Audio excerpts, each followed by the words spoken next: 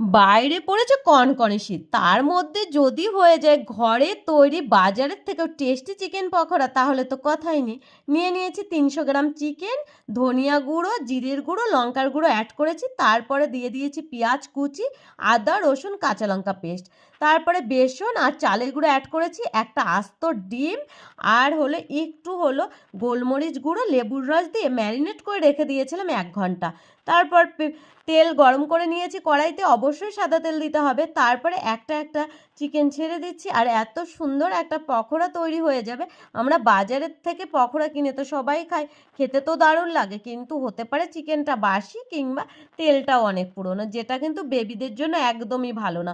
তো এইভাবে যদি চিকেন পকোড়া আমরা বাড়িতেই করে নিতে পারি, তো দেখো অনেক চিকেন, মানে 300 গ্রাম চিকেনের দামই বা কত, অনেকটা কমে অনেকটা চিকেন পকোড়াও হবে আর খেতেও দারুণ। তো আমি চিকেন পকোড়া খেতে থাকি, তোমরা সাবস্ক্রাইব করো।